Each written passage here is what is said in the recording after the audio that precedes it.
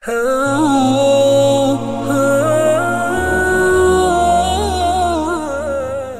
ngerasa ya, kayak misalnya gini. Ini cerita yang mungkin teman-teman udah pernah dengar. 4 bulan yang lalu saya kehilangan motor seharga 21 juta. Saya nggak mau nyebut mereknya karena nggak di endorse ya. Hilang motor, baru beli 2 bulan apa kurang lebih hilang. Lagi pulang malam-malam habis meeting sama teman-teman pemuda hijrah, taruh di carport karena nggak punya garasi, di carport aja, gerbang digembok. Subuh-subuh bangun, gerbang udah kebuka, gembok hilang, motor hilang. Apa yang membuat saya nggak langsung mungkin ya sedih berlarut-larut sampai membuat saya kayak marah banget, mungkin kenapa masih bisa sabar kemudian kayak tenang gitu, tetap diikhtiarkan cari keliling kompleks, siapa tahu ada yang lagi dorong-dorong motor saya gitu kan, cuman mau dibilang dong kayak mirip motor kita gitu, nggak akan diapa-apain. Ada orang mungkin orangnya gede-gede ramean misalnya, ya kenapa bisa kuat sabar? Mungkin pas detik itu karena kata Nabi as-sabru 'inda sidmatil ula, sabar itu di awal kejadian. Kalau setelah sekian lama namanya bukan sabar, sadar. Jadi kalau kita dapat musibah, wah panik gitu, udah lama-lama ya udah deh, innalillahi wa inna ilaihi rajiun. Itu bukan sabar, itu sadar. Sabar ukurannya di awal kejadian. As-sabru kata Nabi inda sidmatil ula, sabar itu di awal hentakan. Ketika kita diuji oleh Allah dengan jebret ada masalah, jebret ada kayak musibah, mungkin musibahnya enggak dengan suara lantang, suaranya pelan.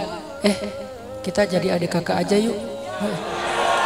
Kan pelan ya, ngomongnya kan santai kan. Tapi kan kayak musibah terbesar nomor 2 gitu dalam hidup. Terus gimana biar kita kuat?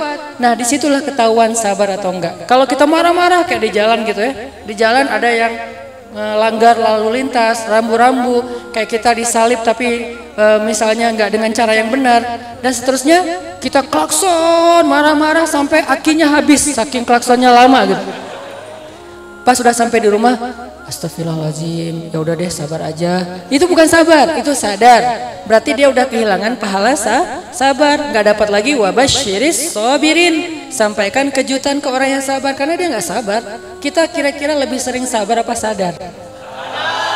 Lebih sering sadar. Alhamdulillah masih sadar ya. Karena ada orang yang sadar juga enggak, terus aja kayak gitu. Tapi berarti kita jarang dapetin kejutan tentang orang sabar yang luar biasa. Nah, kenapa bisa sabar ketika terjadi misalnya motor hilang langsung nahan, jangan sampai kita berputus asa, nanya, mempertanyakan kebesaran Allah, apa maunya Allah, Allah nggak adil sama saya, kenapa saya terus yang kena, dan seterusnya dan seterusnya. Kenapa bisa sabar? Karena kita yakin kepada Allah. Kata Nabi, siapa yang ketika kehilangan sesuatu lalu dia membaca doa Allahumma ajurni fi musibati wa akhluf li khairan minha, Allah akan menggantikan yang dia kehilangan itu dengan yang lebih baik. Itu janji Allah dan Rasul. Karena kita yakin kepada Allah dan Rasul, setiap hari kita bilang sadaqallah, setiap hari kita bilang sadaqar Rasul, akhirnya tenang. Kan buahnya itu kan ketenangan. Ala bidzikrillah tatmainnul qulub. Zikir di sini itu bukan cuma subhanallah subhanallah, bukan. Ketika kita ingat Allah dalam masalah kita, jadi tenang. Kenapa? Masalah kita kalau ditaruh di depan mata kita itu jadi gede. Begitu ditaruh di hadapan Allah jadi kecil. Dunia ditaruh di depan kita besar banget. Dunia ditaruh di depan Allah lebih ringan daripada 11 sayap nyamuk. Sehingga artinya apa? Masalah apapun kalau kita hadapin sendiri itu nggak akan kuat, kegedean masalahnya. Tapi kalau ditaruh di hadapan Allah itu jadi ringan, gampang, sepele banget, receh. Karena kita taruh di hadapan Allah, jangan di hadapan kita. Makanya kalau ada masalah, jangan taruh di depan kita, taruh di depan Allah. Cara naruh masalah di hadapan Allah, taruhlah dia di atas sajadah dalam sujud panjang kita. Itu cara naruh masalah di hadapan Allah. Begitu kita taruh dengan doa-doa kita, langsung ringan. Kenapa? Itu mah receh di hadapan Allah. Kalau kita nggak yakin dengan doa, wa akhluf li khairan minha, kita bakalan putus asa. Baru juga beli 3 bulan kayak sedih banget gitu kan, udah belinya cash lagi, nggak ada asuransi yang bisa balikin, artinya nggak bisa ngeklaim kemana-mana, kan rugi nih. Tapi kalau ada kalimat kita taruh aja kepada Allah, Allah motor saya hilang, ganti dong yang lebih bagus. Kan itu kan terjemahannya kan. Karena kalau kita baca bahasa Arab nggak ngerti terjemah kayak agak kurang greget gitu. Seberapa greget lo doa aja. Jadi harus ngerti, terima ya Allah, motor saya hilang, ganti dong lebih bagus. Udah tenang. Kenapa tenang? Karena yakin. Karena buah dari keyakinan itu sakinah, tenang. Seminggu kemudian, alhamdulillah Allah ganti dengan motor seharga 31 juta. Sebulan kemudian, ini lagi diganti dengan harga motor 45 juta. Masya Allah ya, subhanallah.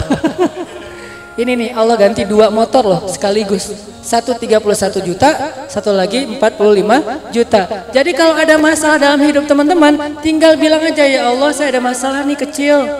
Jangan bilang ya Allah masalah saya besar banget. Karena kita meletakkan masalah itu di depan mata kita, jadi gede. Coba taruh di hadapan Allah. Kata Allah, kata Nabi, dunia dan seisinya di mata Allah itu lebih ringan daripada sebelah sayap nyamuk. Apalagi ini bukan dunia dan seisinya, cuman recehnya dunia.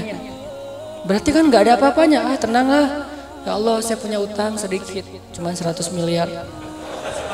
100 miliar itu gede karena ditaruh di depan kita. 100 miliar jadi kecil ditaruh di hadapan Allah. Allah lahu ma fis samawati wa ma fil ard. Miliknya apa yang ada di langit dan di bumi. Berarti 100 miliar jadi receh atau di depan Allah.